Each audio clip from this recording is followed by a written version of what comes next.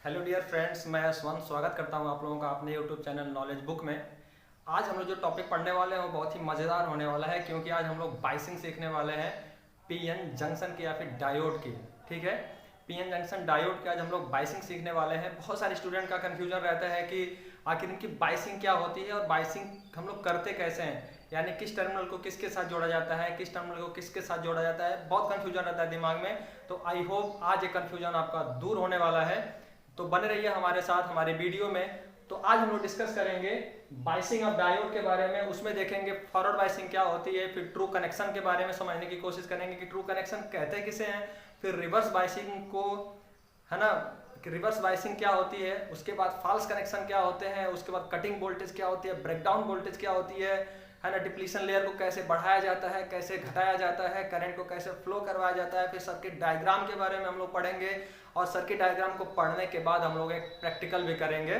ठीक है, circuit diagram से प्रैक्टिकल करके सीखने की कोशिश करेंगे कि आखिर वोल्टेज और करंट कब बढ़ता और कब घटता है। ठीक है, तो बने रहिए हमारे साथ इस वीडियो में। और जिसने भी हमारी पुरानी वीडियोस को नहीं देखा है, आज हम लोग सेमीकंडक्टर का चौथा भाग डिस्कस करने जा रहे हैं। तो जो लोग 3 भाग को नहीं देखे हैं उनका डिस्क्रिप्शन में लिंक पड़ा हुआ है उन वीडियोस का, तो वहां से जाकर के उन वीडियोस को देख करके अपना कॉन्सेप्ट क्लियर करें, जिससे आगे आने वाली वीडियोस में भी उनका इंटरेस्ट बना रहे और आज की वीडियोस भी काफ़ी आसानी से समझ में आए। तो आइए शुरू करते हैं आज का लेक्चर नंबर 4 सेमीकंडक्टर का।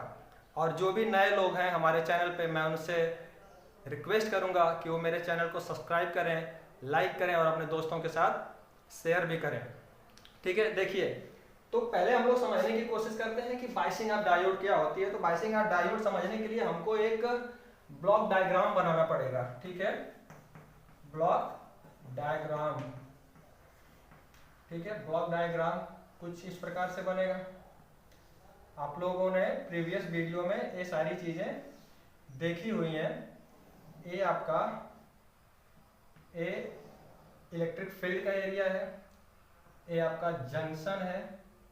जंक्शन किसको बोला जाता है, किसको बोला जाता है, किसको बोला जाता है, जहां पे एक पी टाइप और एक एन टाइप को जहां पे जोड़ा जाता है, जो जुड़ने वाला बिंदु होता है, जो जुड़ने वाली जगह होती है, इसी को क्या बोला जाता है, जंक्शन बोला जाता है। और सबको मिला करके क्या बोल दिया जाता है, पीएन जंक्शन। और ये होता है आपका इलेक्ट्रिक फील्ड, ये होती है इसकी डिस्टेंस। इलेक्ट्रिक फील्ड क्यों बना है, क्योंकि यहाँ का इलेक्ट्रॉन इस होल के साथ डिफ्यूज हो गया है, डिफ्यूजन कर लिया है, इससे यहाँ पे एक इलेक्ट्रिक फील्ड का निर्माण हो गया है। और क्या हुआ है, आप जानते हैं इसमें मेजॉरिटी कैरियर में होल होते हैं। ठीक है, इसमें मेजॉरिटी कैरियर में क्या होते हैं, होल, और इसमें मेजॉरिटी कैरियर में क्या होते हैं, इलेक्ट्रॉन। बिल्कुल सही, इसमें मेजॉरिटी कैरियर में इलेक्ट्रॉन और माइनॉरिटी कैरियर में क्या होते हैं दोस्तों, इसमें माइनॉरिटी कैरियर में इलेक्ट्रॉन और इसमें माइनॉरिटी कैरियर में क्या होते हैं, होल होते हैं। अब ये क्यों होते हैं, कैसे होते हैं, तो प्रीवियस वीडियो जाकर के आप लोग एक बार जरूर देखें। अब देखिए, अब इसकी बाइसिंग पढ़ रहे हैं हम लोग, तो इसको बोला जाता है पीएन जंक्शन डायोड, क्योंकि एक इलेक्ट्रिक फील्ड भी बना हुआ है। तो मतलब इसमें एक डिप्लीशन लेयर का निर्माण पहले से ही हुआ है, वो इनबिल्ड है उसमें डिप्लीशन लेयर, और उसमें एक पोटेंशियल बैरियर भी उसको बोला जाता है कि पोटेंशियल बैरियर पहले से ही बना हुआ है हमारे पीएन जंक्शन डायोड के अंदर। और क्यों बना हुआ है, क्योंकि यहाँ पे, ठीक है, आपके इलेक्ट्रॉन का और होल का यहाँ पे डिफ्यूजन हुआ है। ठीक है, जिससे चार्ज का शॉर्टेज हुआ है और उससे इलेक्ट्रिक फील्ड का निर्माण हुआ है, उससे पोटेंशियल बैरियर क्रिएट हुआ है। ठीक है, देखिए अब क्या करेंगे, जब इसको एक बैटरी के साथ जोड़ दिया जाता है, जब इस पीएन जंक्शन को एक बैटरी के साथ जोड़ दिया जाता है, उसी को बोला जाता है बाइसिंग ऑफ डायोड। कोई पहाड़ थोड़ी ना है कि बाइसिंग ऑफ डायोड क्या होती है, बाइसिंग ऑफ डायोड क्या होती है। एक पीएन जंक्शन के साथ जब हम लोग एक सोर्स को जोड़ देते हैं, एक बैटरी के रूप में एक सोर्स जोड़ देते हैं, तो उसी को बोला जाता है बाइसिंग ऑफ डायोड। अब ये बाइसिंग 2 प्रकार की होती है, एक तो होती है आपकी फॉरवर्ड बाइसिंग और दूसरी होती है रिवर्स बाइसिंग। तो हम लोग एक एक करके पढ़ने की कोशिश करते हैं कि फॉरवर्ड बाइसिंग क्या होती है और फॉरवर्ड बायसिंग होने से इफेक्ट क्या पड़ता है। ठीक है, तो चलिए इन सारी चीज़ों को मिटा देते हैं क्योंकि थोड़ा सा हमको जगह की जरूरत पड़ेगी, तो इनको मिटा करके समझने की कोशिश करते हैं कि फॉरवर्ड बायसिंग क्या होती है और ट्रू कनेक्शन क्या होता है। देखिए, फॉरवर्ड बायसिंग में ट्रू कनेक्शन किया जाता है बैटरी के साथ। ठीक है, बैटरी के साथ ट्रू कनेक्शन करने का मतलब ये कि जो पी टाइप है वो बैटरी के पॉजिटिव टर्मिनल के साथ और जो एन टाइप है वो बैटरी के नेगेटिव टर्मिनल के साथ जुड़ जाएगा, तो इसी को बोला जाता है ट्रू कनेक्शन। बाकी कुछ नहीं है ट्रू कनेक्शन। ठीक है, और यहीं से आपका कंफ्यूजन दूर होने वाला है आज कि हम लोग किसके साथ किसको जोड़ेंगे। तो देखिए, बैटरी के, ठीक है, एक पी टाइप को बैटरी के किस टर्मिनल के साथ जोड़ देंगे, पॉजिटिव टर्मिनल के साथ, और एन टाइप को किसके साथ जोड़ देंगे, बैटरी के नेगेटिव टर्मिनल के साथ। ये हो जाती है आपकी फॉरवर्ड बायसिंग। अब फॉरवर्ड बायसिंग होने से हुआ क्या, ठीक है, फॉरवर्ड बायसिंग होने से ये हुआ, आप लोग जानते हैं पहले ही कि ये पूरा एरिया जो है वो नेगेटिव हुआ है पहले से ही, और ये पूरा एरिया जो है वो पॉजिटिव हुआ है पहले से ही। और इलेक्ट्रिक फील्ड की डायरेक्शन आप लोग जानते हैं कि पॉजिटिव से नेगेटिव होती है। अगर ये डायोड के अंदर इलेक्ट्रिक फील्ड की डायरेक्शन पॉजिटिव से नेगेटिव है, तो बाहर जहाँ पे बैटरी जोड़े हैं वहाँ पे जो पॉजिटिव टर्मिनल और जो नेगेटिव टर्मिनल है, तो वहाँ पे डायरेक्शन भी पॉजिटिव से नेगेटिव की ओर होगी। तो यहाँ पे आप लोग देख पा रहे हैं कि डायोड के अंदर डायरेक्शन कुछ इस तरह से है और डायोड के बाहर जहाँ पे बैटरी लगा हुआ है उसकी डायरेक्शन कुछ इस प्रकार से है। तो होगा कुछ यूं कि हम लोग अगर मान लेते हैं कि अगर अंदर 20 न्यूटन पर कूलाम का फोर्स लग रहा है, इलेक्ट्रिक फील्ड बना हुआ है, तो बाहर 20 अगर न्यूटन पर कूलाम का फोर्स अगर है, तो क्या हो जाएगा, उससे जो आपका रिजल्टेंट निकलेगा वो, सॉरी अगर इसको हम 10 बना लें, 10 न्यूटन पर कूलाम, तो रिजल्टेंट इलेक्ट्रिक फील्ड कितना मिलेगा हमको, जो रिजल्टेंट इलेक्ट्रिक फील्ड मिलेगा वो हमको मिलेगा 10 न्यूटन पर कूलाम। तो इससे हमको समझ में क्या आया, इससे समझ में ये आया कि जो इलेक्ट्रिक फील्ड की जो साइज थी वो कम हो गई। कैसे कम हो गई, जैसे आपका पोटेंशियल बैरियर पहले कुछ ऐसा था, ठीक है, ये आपका हायर पोटेंशियल है और ये आपका लोअर पोटेंशियल है, और कुछ इस प्रकार से उसमें पोटेंशियल बैरियर बना हुआ था, और यहाँ पे बैटरी लगा देने से और उसकी डायरेक्शन बदल देने से, है ना, बाइसिंग से जो इलेक्ट्रिक फील्ड की डायरेक्शन बदल दिए हैं, तो क्या कर देगा, इसको रिड्यूस कर देगा, और जैसे रिड्यूस करेगा इसकी जो साइज होगी वो कम हो जाएगी, और इसकी जैसी साइज कम हुई तो इसका पोटेंशियल बैरियर क्या हो जाएगा, कम हो जाएगा, और इसका जैसे पोटेंशियल बैरियर कम हुआ तो इलेक्ट्रॉनों का क्या हो सकता है, एक टाइम आने पे इलेक्ट्रॉनों का होल के साथ डिफ्यूजन होना शुरू हो जाएगा। ठीक है, और जब डिफ्यूजन होना शुरू हो जाएगा तो करंट का प्रवाह क्या हो जाएगा, होना शुरू हो जाएगा। तो ये हम समझ पा रहे हैं कि फॉरवर्ड बायसिंग करने से, ट्रू कनेक्शन करने से इलेक्ट्रिक फील्ड की डायरेक्शन अपोजिट डायरेक्शन बन जाती है। जो डायोड के अंदर जो इलेक्ट्रिक फील्ड की डायरेक्शन है उसके अपोजिट डायरेक्शन में बैटरी के टर्मिनल पे एक इलेक्ट्रिक फील्ड जनरेट होती है, जिससे क्या होता है, इलेक्ट्रिक फील्ड की साइज क्या होती है, पतली हो जाती है, जिससे जो पोटेंशियल डिफरेंस है वो कम हो जाता है, जिससे डिप्लीशन लेयर भी पतली हो जाती है और इलेक्ट्रॉनों का होल के साथ डिफ्यूजन होना आसान हो जाता है। लेकिन ये डिफ्यूजन तभी होगा क्योंकि आप जानते हैं अंदर तो एक एनर्जी लेवल सेट है ना, एक एनर्जी लेवल सेट है उसके पोटेंशियल डिफरेंस का।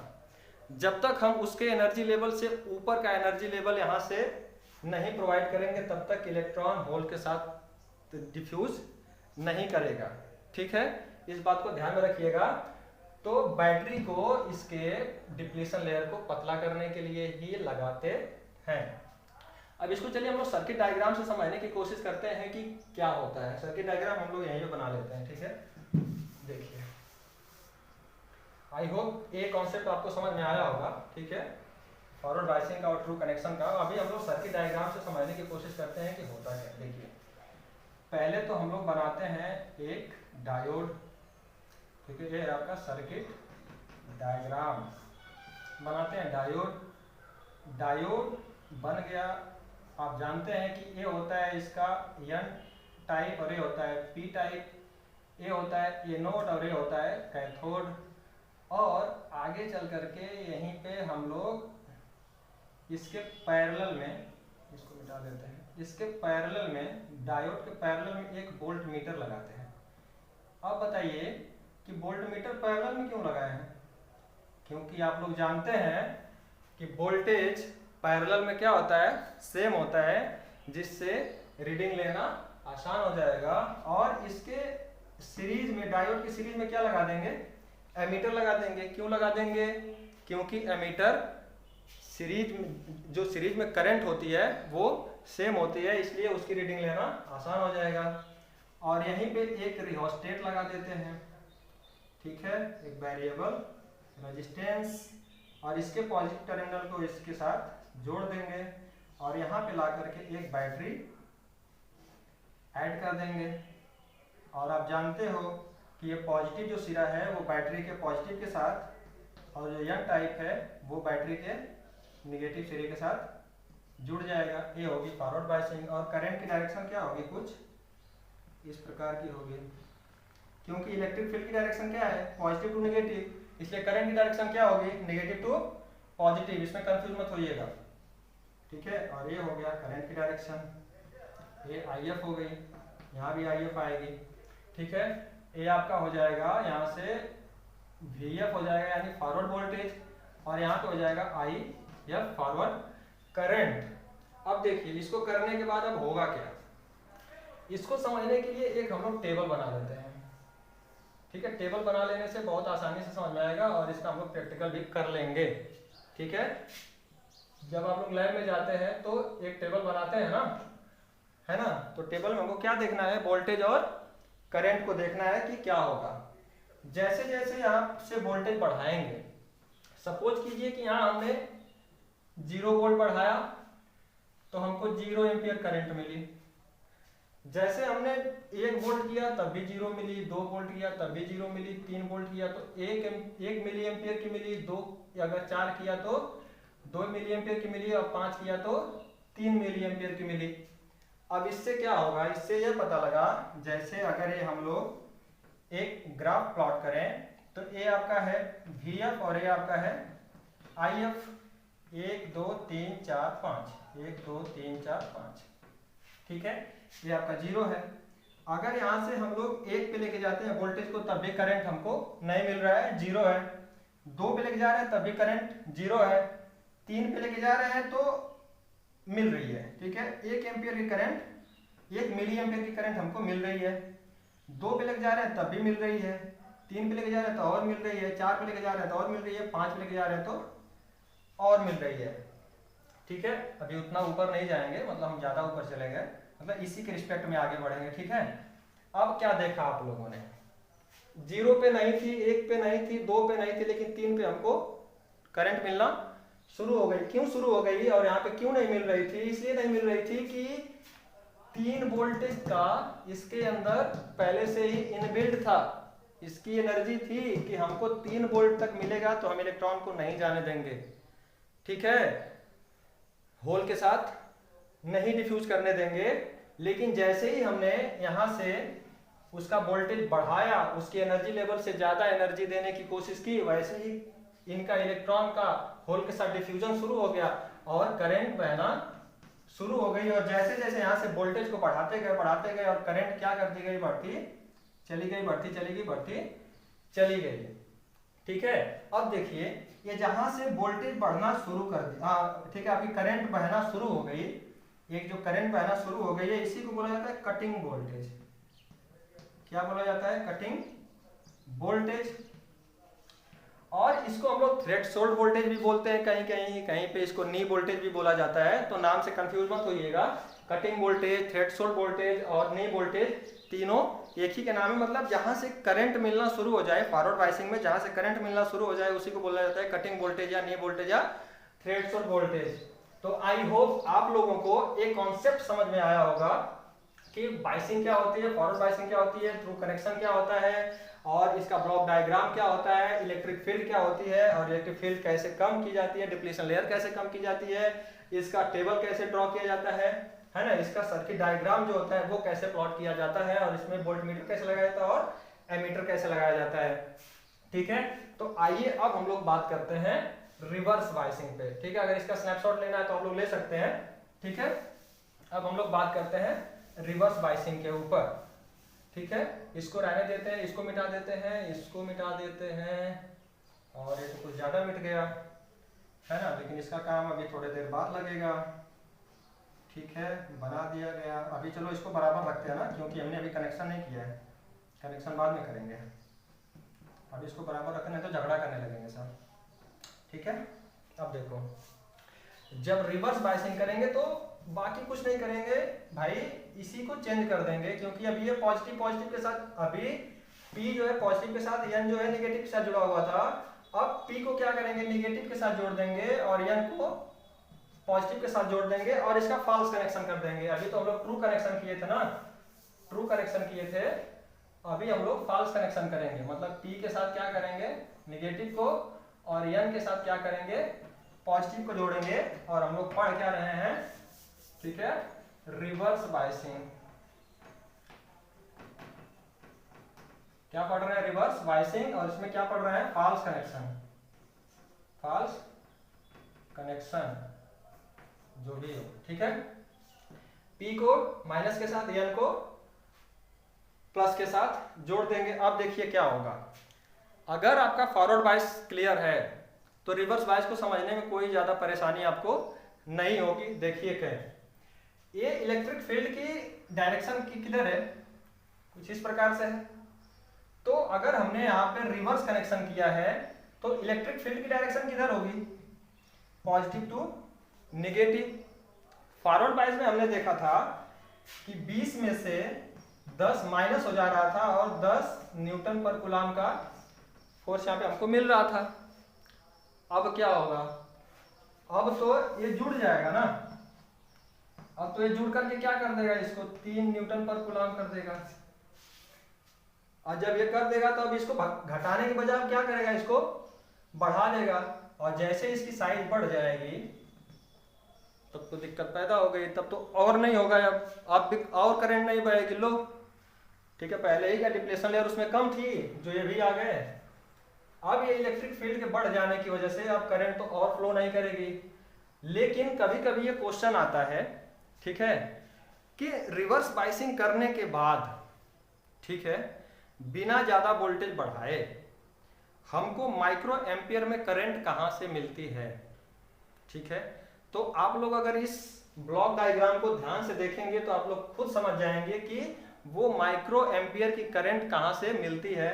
देखो, आप लोग जानते हैं कि इसमें माइनॉरिटी कैरियर इलेक्ट्रॉन है P में, और इसमें माइनॉरिटी कैरियर होल है। आपने कनेक्शन देखा कैसा है, ये पॉजिटिव है, ये नेगेटिव है। तो पॉजिटिव क्या करेगा, होल का जो टेंडेंसी होती है वो कैसी होती है, पॉजिटिव होती है।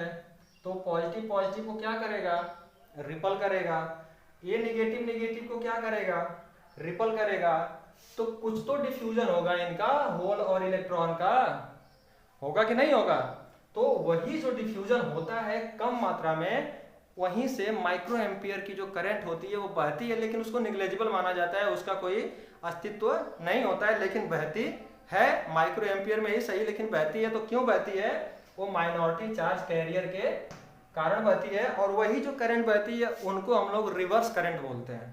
क्या बोलते हैं, रिवर्स करंट उन्हीं को बोला जाता है जो माइक्रो, जो ठीक है, माइनॉरिटी चार्ज कैरियर की वजह से बहती हैं रिवर्स बाइसिंग होने के बाद। ठीक है, अब इस पे बात करते हैं। ठीक है, देखिए इलेक्ट्रिक फील्ड बढ़ गया तो अभी बहने नहीं देगा।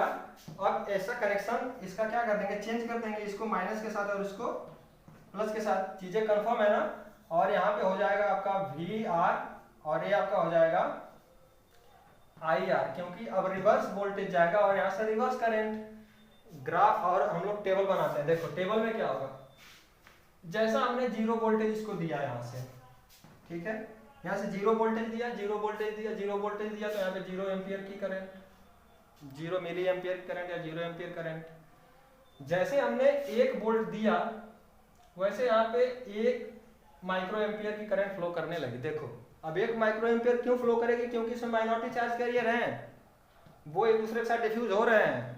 समझना, कंफ्यूज मत होना। यहाँ पे जैसे हमने 2 वोल्टेज दिया तब भी 1 माइक्रो एम्पियर की करंट फ्लो हो रही है। हमने 3 दिया तब भी 1 माइक्रो एम्पियर की करंट फ्लो हो रही है। 4 दिया तब भी यहाँ पे 1 माइक्रो एम्पियर ही फ्लो हो रहा है। 5 दिया तब भी 1 माइक्रो एम्पियर ही फ्लो हो रहा है। लेकिन अब होगा धमाका।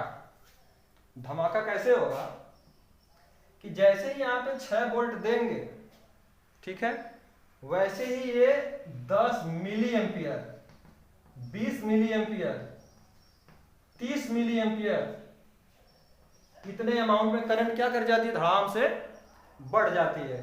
ठीक है, तो उससे हम लोगों को ग्राफ कुछ ऐसा मिलता है, देखिए कुछ ऐसे है अगर आपका, ठीक है, आई होप आप लोगों को दिख रहा होगा ये, ठीक है, कुछ ऐसे है,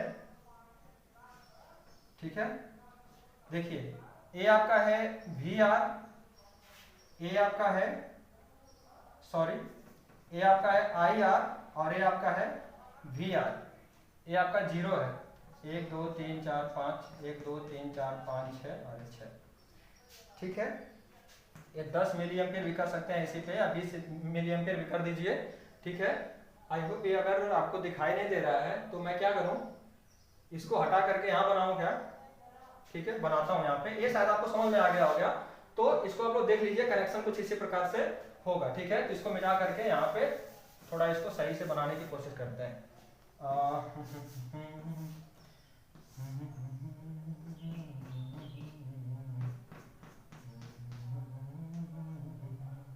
ये है आपका IR, ये आपका VF, ये 0 है, VF है, BF नहीं है, VF, ठीक है। देखो जैसे हमने 0 था तो करंट भी 0 है, एक वोल्टेज नहीं बढ़ाया कि 1 एम्पियर करंट भी बह गई, बही कि नहीं बही, क्यों बही, माइनॉरिटी चार्ज कैरियर की वजह से बही।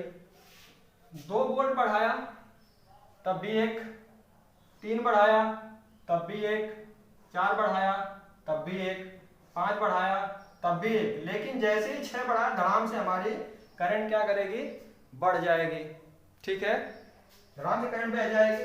तो इसी को बोला जाता है, इसी वोल्टेज को बोला जाता है, इस वोल्टेज, जिस वोल्टेज पे ये करंट अचानक से बढ़ जा रही है उसी को बोला जाता है breakdown voltage, breakdown voltage, ठीक है। इसको बोला जाता है ब्रेक डाउन वोल्टेज, और इसको बोला जाता है सैचुरेशन करंट,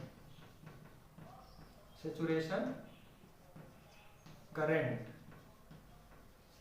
ठीक है। और यहां से यहां तक जो करंट फ्लो की है 1 एम्पियर की, उसी को बोला जाता है आपका रिवर्स करंट। अब बात ये आती है कि एक करंट यहां तक तो 1 एम्पियर आ रहा था आपके माइनॉरिटी चार्ज कैरियर की वजह से, तो ये अचानक से बढ़ क्यों गया, क्यों बढ़ा, इस पे हम लोग डिस्कस करेंगे अगली वीडियो में। अगली वीडियो में जब हम लोग जीनर डायोड और जीनर इफेक्ट के बारे में बात करेंगे, तब हम लोग वहां पे इस फिनोमिना को समझने की कोशिश करेंगे कि यहाँ से आपका जो करंट था वो अचानक से क्यों बढ़ गया। तब तक आप लोगों का इस वीडियो में बने रहने के लिए बहुत बहुत धन्यवाद। और जो लोग इस चैनल पर नए हैं, हम चाहते हैं कि हमारा चैनल सब्सक्राइब करें, लाइक करें और अपने दोस्तों के साथ शेयर करें। आई होप आज की क्लास आप लोगों को पसंद आई होगी और आज आपका कॉन्सेप्ट काफ़ी हद तक क्लियर हुआ होगा। आपको हमारी वीडियो के साथ बने रहने के लिए बहुत बहुत धन्यवाद।